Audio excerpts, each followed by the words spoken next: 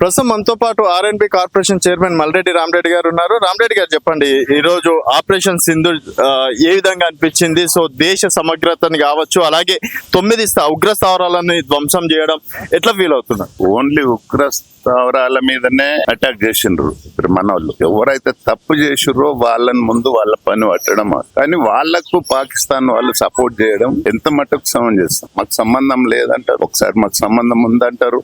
ఎప్పుడు ఏ అవకాశం వస్తే అవకాశం, మళ్ళీ ఇప్పుడు నిన్నటి నుంచి వాళ్ళను ఇప్పుడు కొట్టింది ఉగ్రవాదులను, వాళ్ళ ఆర్మీని అయితే కాదు కదా, కానీ సామాన్య ప్రజలను వాళ్ళు చంపేస్తున్నారు వాళ్ళ బార్డర్ లో. ఇది అన్యాయం. అయినా వాళ్ళకి ఇంకా బుద్ధి రావట్లేదు. అదే విధంగా మనం కూడా చేయదలుచుకుంటే వాళ్ళు మిలిటరీ వాళ్ళు కూడా ఒక్కడు కూడా మిగిలిన పరిస్థితి ఈ రోజు భారతదేశానికి ఉంది, పాకిస్తాన్ కొట్టేయడానికి. కానీ వాళ్ళు ఒక పద్ధతిగా మనం ఎక్కడ తప్పు చేయొద్దన్న ఉద్దేశంతో అన్ని పార్టీలు ఏకమై పూర్తిగా మరి మిలిటరీకి స్వేచ్ఛ ఇచ్చిన మాట వాస్తవం. అందుకనే ఈ రోజు మరి రాత్రి కొట్టిన దానికి సంఘీభావంగా మరి ఈ రోజు ర్యాలీ జరుగుతున్నది. అండ్ ఇప్పుడు రేవంత్ రెడ్డి గారు గతంలో చెప్పారు, పిఓకేని కూడా స్వాధీనం చేసుకుంటే ఇంకా పాకిస్తాన్ దళిద్రం వదిలిపోతుంది అని చెప్పి. అవును, కానీ టైం వచ్చినప్పుడు, సమయం వచ్చినప్పుడు అనుకోవచ్చు. కానీ ఇప్పుడు ముందు మన వాళ్ళని ప్రొటెక్ట్ చేసుకోవాల్సిన అవసరం. ఈ ఒక్క సామాన్య వ్యక్తి కూడా చనిపోవటానికి వీలు లేకుండా మన వాళ్ళు ప్రయత్నాలు చేస్తున్నారు. కాబట్టి